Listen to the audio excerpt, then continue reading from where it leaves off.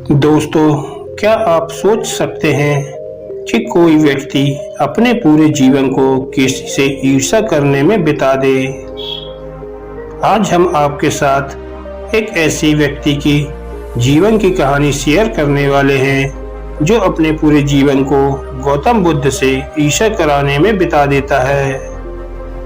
वह व्यक्ति बुद्ध का भिक्षु भी बना और रिश्ते में वह बुद्ध का चचेरा भाई भी था और उसने बुद्ध के साथ ज्यादा समय भी बिताया था, लेकिन फिर भी उसका जीवन रूपांतरित नहीं हुआ। जानते हो क्यों? क्योंकि उसने अपने भीतर कड़वाहट के बीज बो कर रखे हुए थे और उस व्यक्ति का नाम देवदत्त था। देवदत्त ने बुद्ध को मारने की बहुत बार कोशिश की, लेकिन वह हर बार असफल रहा। एक बार देवदत्त यह सोचता है कि वह राजा अजातशत्रु की सेना को लेकर बुद्ध को और उनके सभी भिक्षुओं को समाप्त कर देगा। देवदत्त राजा के पास जाता है और उनसे कहता है कि राजन, आप मुझे अपनी सेना दीजिए और मैं आपकी सेना की मदद से उस बुद्ध और उसके संघ को समाप्त कर दूंगा। लेकिन इस बार भी देवदत्त असफल हो जाता है, क्योंकि अब तक राजा अजातशत्रु भी गौतम बुद्ध का अनुयायी बन चुका था।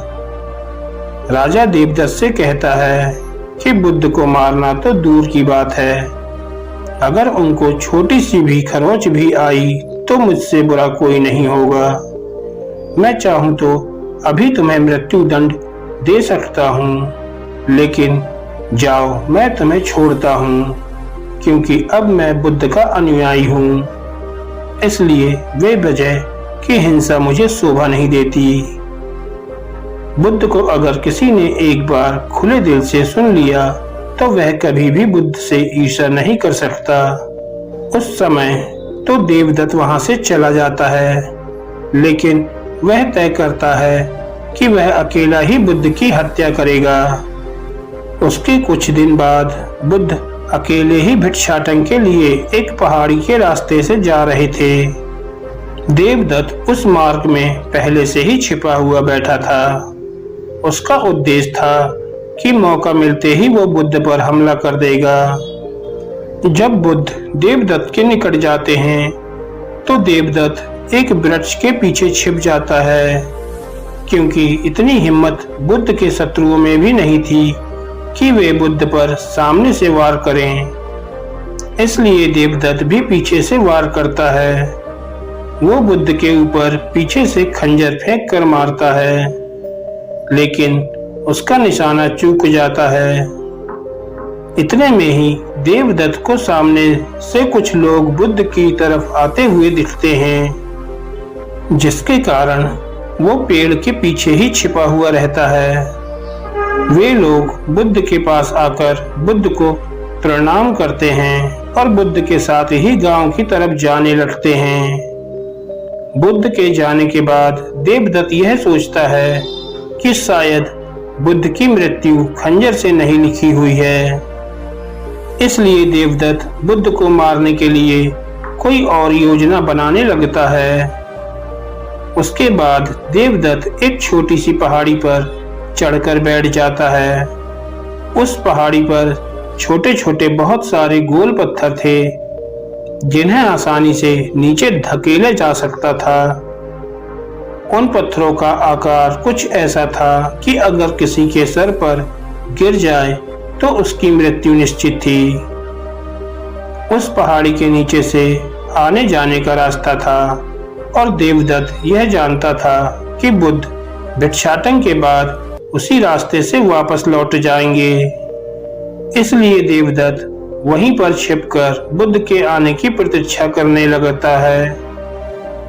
कुछ समय प्रतीक्षा करने के बाद देवदत्त यह देखता है कि बुद्ध उस पहाड़ी के नीचे से जा रहे हैं।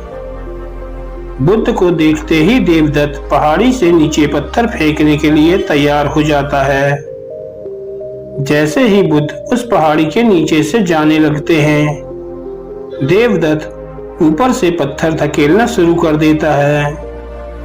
उन पत्थरों से बुद्ध को तो कोई नुकसान नहीं पहुंचता है, लेकिन पत्थर ढकेलने के कारण उसका पैर फिसल जाता है और पहाड़ी से लुढ़कते हुए नीचे गिर पड़ता है।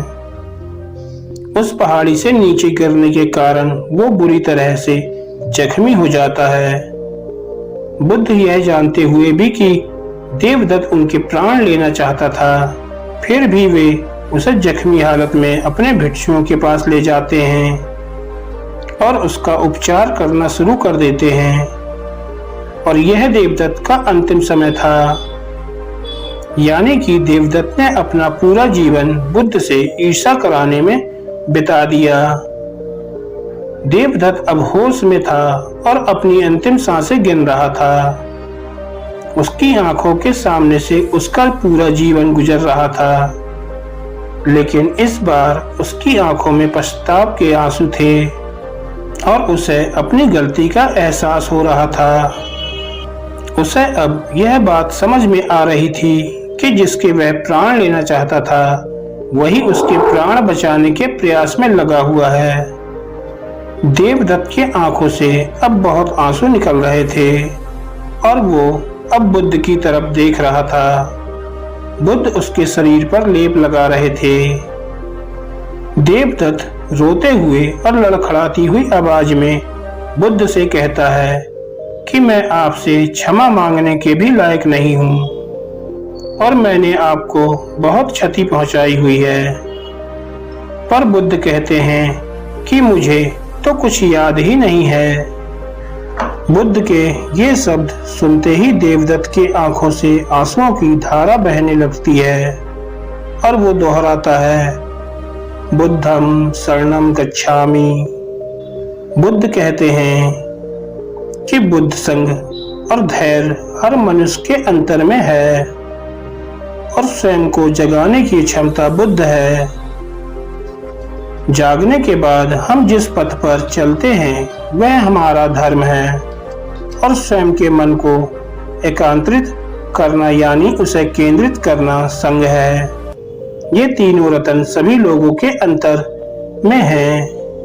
उसके कुछ क्षण बाद देवदत्त अपना शरीर त्याग देता है। दोस्तों, हम आपसे पूछना चाहते हैं कि देवदत्त ने जैसा जीवन जिया क्या वह जीने लायक था? क्या नर्क किसी और जगह का नाम है? हमें नीचे दिए गए कमेंट बॉक्स में कमेंट करके जरूर बताएं। धन्यवाद दोस्तों।